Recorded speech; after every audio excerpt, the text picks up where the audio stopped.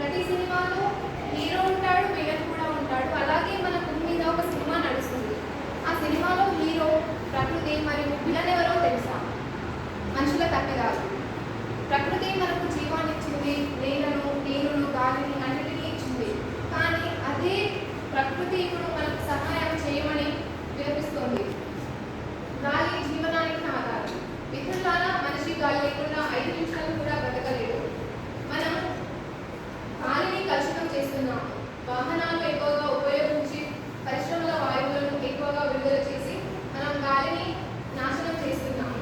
ప్రతి ఈ వాయువు వల్ల మన ఊపిరితిత్తులు నిశ్శబ్దంగా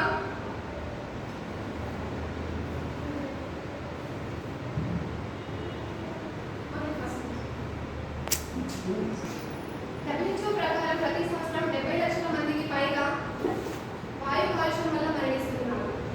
ఈ రోజు ఉచితంగా దొరికే గాలిని మనం రేపటికి ఆక్సిజన్ సిలిండర్లోనే కొనాల్సి వస్తుందా అనే ప్రశ్న మనలో మనం వెలుచుకోవాలి. నీరు జీవనానికి ఆధారం. నీరు లేకపోతే జీవం లేదు. నీరు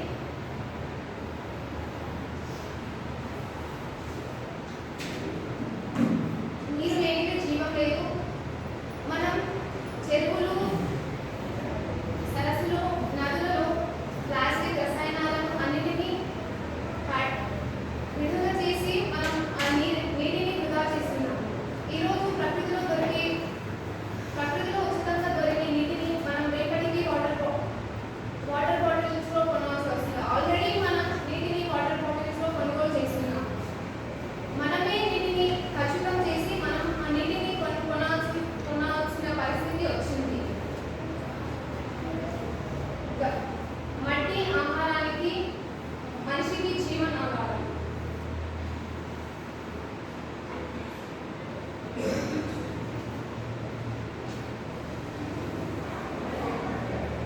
మట్టి యొక్క చర్మం సున్నితమైనది. అదే మట్టి పైన మనం కృత్రిమ ఎరువులను వాడి, రసాయనాలను వాడి మట్టిని బలహీనపరుస్తున్నాం. దీని ఫలితంగా మనకు ఆహారం తిన్నా పోషకాలు లేవు, కానీ రసాయనాలు మాత్రం ఎక్కువ. మనం చేయవలసిన పనులు: ప్లాస్టిక్ వాడకాన్ని తగ్గించాలి, చెట్లను నరికివేయద్దు, నీటిని ఆదా చేయాలి, వాహనాలను తక్కువగా వినియోగించి పబ్లిక్ ట్రాన్స్పోర్ట్లను వినియోగించుకోవాలి. ఒక్కసారి మనసు